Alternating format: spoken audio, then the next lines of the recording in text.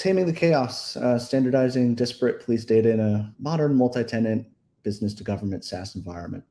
So let's switch slides. So today, I'll give a little intro of who I am, what we do as a company, and then we'll just first level set on the data and the data problem that we're actually solving. And then after that, we'll just talk about some of how we're leveraging Dremio for these things and just some key lessons learned throughout the process. So, name is Brendan Cronin. I'm the architect of a GovTech startup named Forcemetrics. And what we do is we help police departments and other community service organizations better understand how to help their communities through data. And that involves, but certainly not limited to, just making their data more accessible, searchable, and just eventually more understandable. The premise of Forcemetrics essentially is the sooner that our data, the sooner that our clients can extract value from their data, the sooner they know how to do a better job helping and not hurting their communities. So the police data problem, or at least one of them, because there are a lot.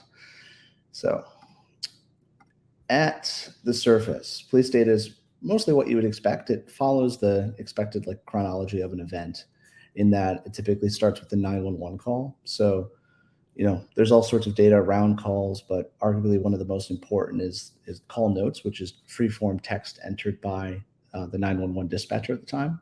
And then depending on the severity and the nature of the call, it escalates into an incident or a case, and in which case the incident essentially has to do with officer written case reports, details around arrest charges, information about suspects, offenders, victims, and other type of, involvements like property. So essentially, if it gets to that point, you have a lot more data. But if it doesn't get to that point and you only have a call to work with, you have a lot less data.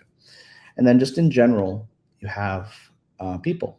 And people data, as we all know, there's a lot of it these days. So you have address information, you have notes and alerts, and this could be anything from trespass information to just helpful information, like say the individual's death or something like that the officers need to be aware of before interacting with them.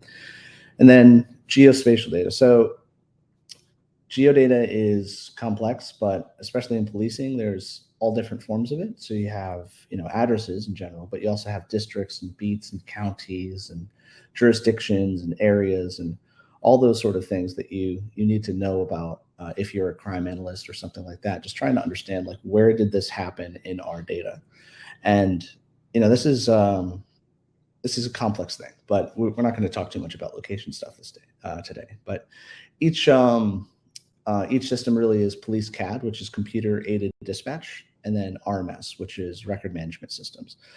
So there's a lot of other police systems, but these systems vary and sometimes wildly. So, but there's also additional data sources that could include federal, state and federal criminal data integrations, body worn cameras or dash cameras, license plate readers, and et cetera, et cetera. So it gets deceivingly complex very soon. But the data problem. So as I said, every system is different, but that's not just on a technical level. So the terminology and meaning, even some of the things that I just mentioned, like say incidents and cases, that's already not consistent across systems and across their 4 different departments, even if they're a neighboring agency from one another. So incident at one department or one system might mean something completely different than case or incident in another. Some systems have both. Some have one or the other. Narrative, like an officer written report. Sometimes they're called narratives. Sometimes they're called reports. Sometimes they're called supplements. Things that you wouldn't expect, like people, might be called jackets. So there's all these sort of nuances system to system that each department has to learn to operate within their own realm. So, and then aliases, an alias for a person, this could be, somebody falsely gives, a name that, is not really themselves to the police department, but also sometimes they just mistype things. So there's linking of aliases between these things. So then just the data structure itself is also different. So CAD and RMS are separate systems, or they're not. Sometimes they're not, or they're partially replicated into one another, or there's just a single system with no distinction at all.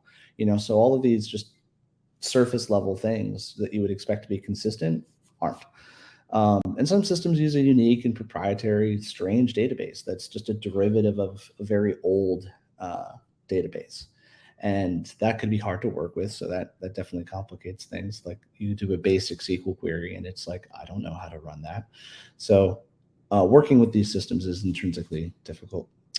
And some construct the notion of something like an incident from, say, 15 tables or 20 tables. And then other systems, it could be 2 or 3. So the complexity and just like the logical relationships is not what you would think because of that. So reports, they could be directly written into their RMS system, and therefore it's just a big text blob in a database.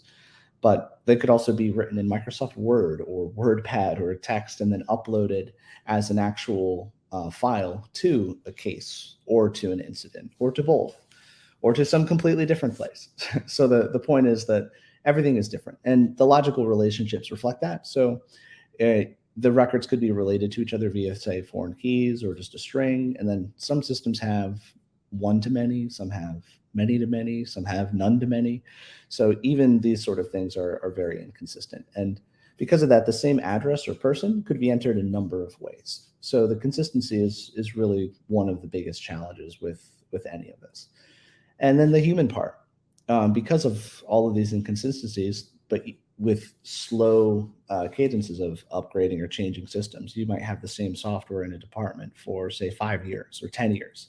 And that makes it so through time, everyone learns how to build processes around avoiding the downsides of these systems, or they just learn the terminology associated with one, and it just makes it difficult because it's garbage in and garbage out, right? It's the typical garbage in, garbage out. So searches because of this are difficult. If you figure out how to search police data with one software or one agency, that doesn't necessarily mean that you've figured out how to do it with others, right? So how do we actually make this better? How do we leverage Dremio to try to solve this problem? And first of all, it really makes sense in our case what we're about to talk about, but every single department is different. Every business is different. Every project is different. So, I really want to just emphasize, like, you really have to establish data principles and priorities that will actually inform your decisions. So our approach stems from that we're business government and that we are a SaaS product and that we have extremely tight security controls. So, secure by default, that's without saying, but keeping data lineage predictable, repeatable, and understandable is very important for us. So we need to be able to trace back in our product, where did that exact piece of data actually come from in their system? And depending on how you design your data pipeline, that could be very difficult. A lot of people aren't thinking about lineage holistically. They're thinking about lineage within their own pipeline, but you need to be able to attribute that. Then a little shameless COVID joke here, flatten the curve for data consumers to learn and extract value. I mean, we're a startup, we need to move fast, and Dremio helps us do that. Then it should be easy to ask the same question of all of our data, and this is really why we're talking about standardizing today. But how many assault incidents occurred in client A? It should be just as easy and almost identical to ask that question to client B or client C, or say all of our clients, right? And then never introduce mystery or magic. A lot of what we're about to talk about with how we standardize things really rolls into that. Is it should be explicit and very, very clear what every space serves a purpose, and et cetera, et cetera. So then, last but not least, the client data really should be completely isolated from each other, yet universally analyzable. And really what that means is at the data lake level, being in our case AWS S3, we need the client data separate from one another. We can't combine data. So Dremio actually makes this easy, as I'm sure most of you know, and most of you use Dremio for the benefit of as well. So then let me go to space sanity. Come on. There we go. So I have to quote Elon Musk here. The most common error of a smart engineer is to optimize the thing that should not exist.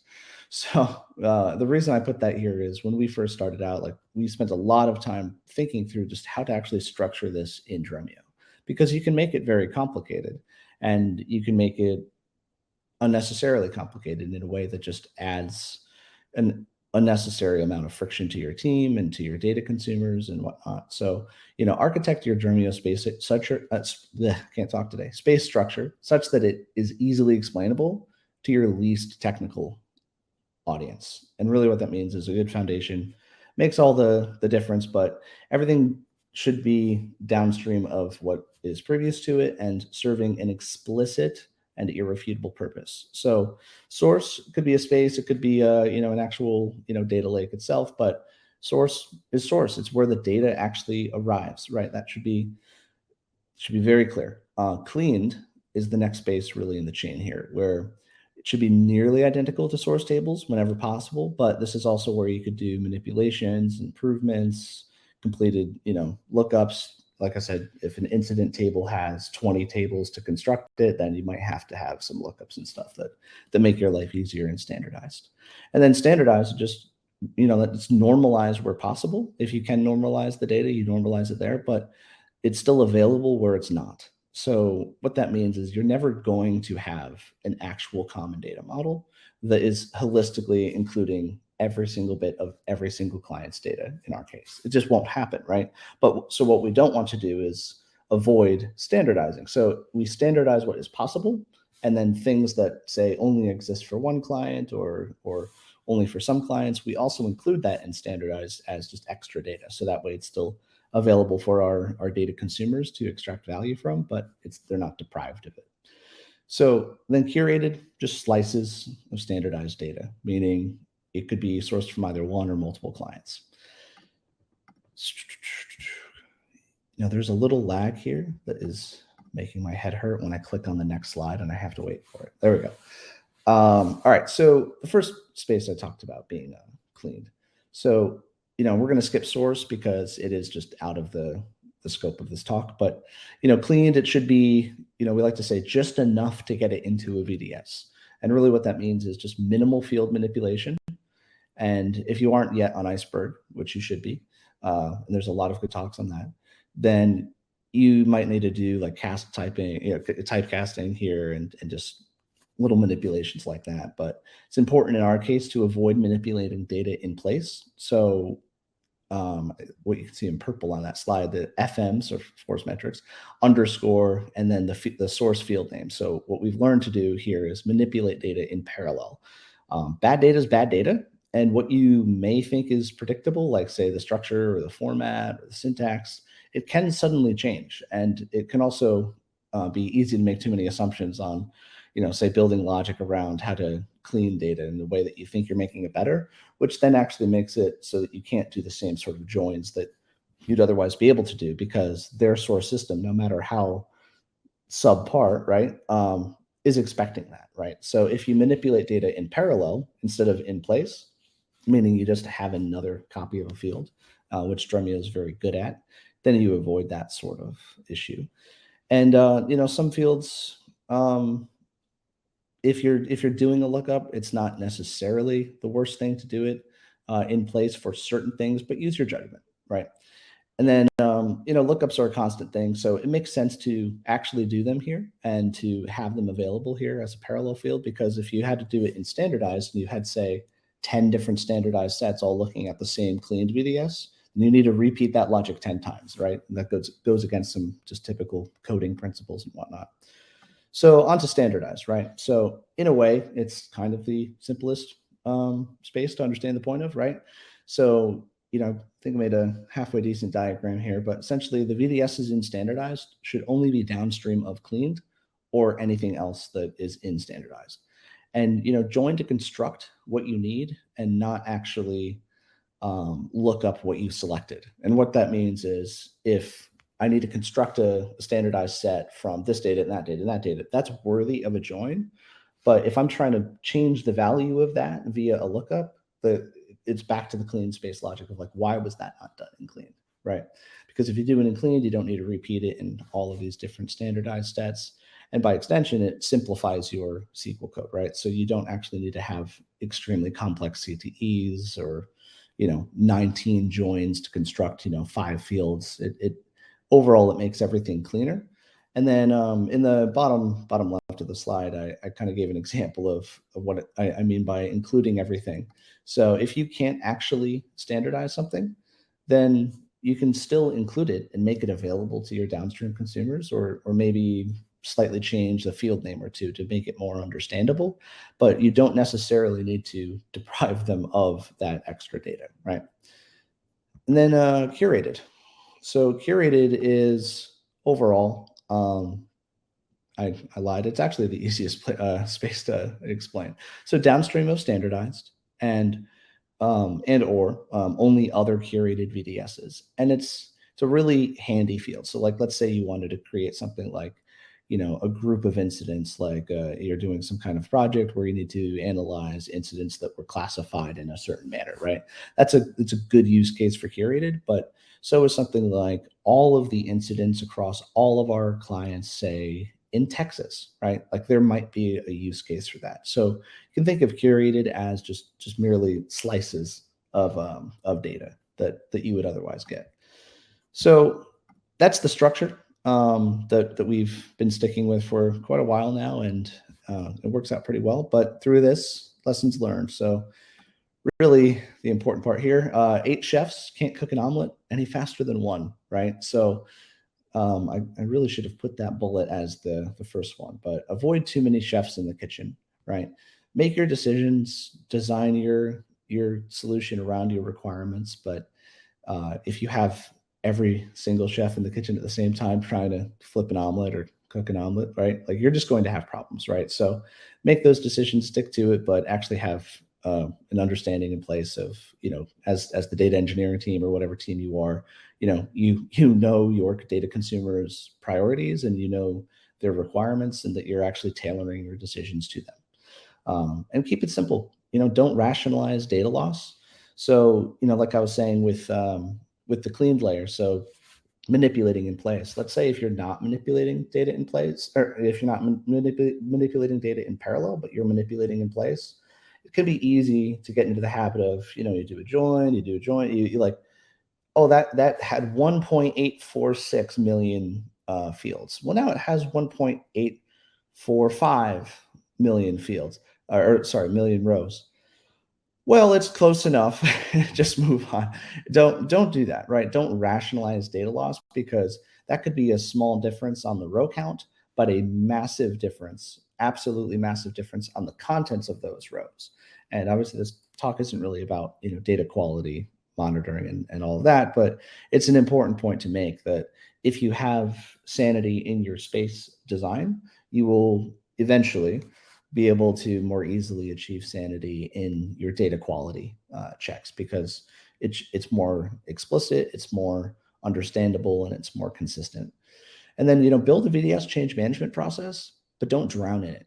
So death by process is quite a thing across all of tech, as I'm sure most of us know, but you can't necessarily avoid it. So you need a change management process, and Arctic, I believe, which is an extension of Nessie, which Dremio has been talking a lot about, is a fantastic way to help with that, because the goal should be to be as Git driven as possible. But don't have so much process where you can't move fast and make changes. With semantic representation of your data, like I can't tell you how many times we've been like, well, let's just redo it. Just make a new folder and then change every query, do your quality checks, and just flip to that. So don't be afraid of quick change, but don't make it so it's a mystery why something is getting a different result because team member number 14 went and changed something and no one really knew about it, right? And fix your pain points. You got to be able to make new mistakes. If you're making the same mistakes, or if you're experiencing the same pains, then fix it. Because as obvious as that advice sounds, a lot of people will, again, optimize the thing that should just not exist. We actually spent a good amount of time optimizing reflections at one point, and then we threw away a lot of how we were doing the underlying data because we were doing a migration to Iceberg. Well, with Iceberg, we find that the vast majority of our data sets don't even need reflections because it's so fast. querying Iceberg tables from Dremio. So the amount of time we used to spend dealing with reflections, if we put that time into migrating to Iceberg, we no longer have to spend that time at all, right? And so start from a solid foundation of underlying data really is the next point. And that I pretty much just covered there with the Iceberg stuff, but Iceberg is your friend. And Dremio's tags and catalog are your friend. So this is something that I think, frankly, we still underutilize, but since we've started to properly utilize them, it makes life easier, because if you start to put tags on VDSs, you can find those VDSs much more easily, but you can also do very clever things with API-driven automations. So you could say, extra check, or whatever you want to name the tag, and then you could just have an Airflow tag that's looking at any VDS that is tagged that and doing some other extra automation that you actually weren't thinking of originally. So you can get clever with tags, but you don't want to have 500 tags in every VDS, but utilize them. And then, kind of like I covered before, Git's important. Be as Git driven as possible. And then as a bonus, disable S3 versioning for your distributed store buckets. We didn't do this once, and if you've ever seen what an exponential graph looks like, that would be the data size of a certain S3 bucket that had versioning enabled that we use for our distributed store buckets. So if you do have versioning enabled for your distributed store buckets and you want to have a pretty easy win for vastly reducing your AWS costs, take a look at disabling that, or at least putting a lifecycle policy on it. And that's about it. So I haven't looked at the chat yet. Maybe I should, but if there's any questions, feel free to ask. And then my email is in that slide, brendan@forcemetrics.ai. Feel free to email me if anyone wanted to hey, right on cue, huh?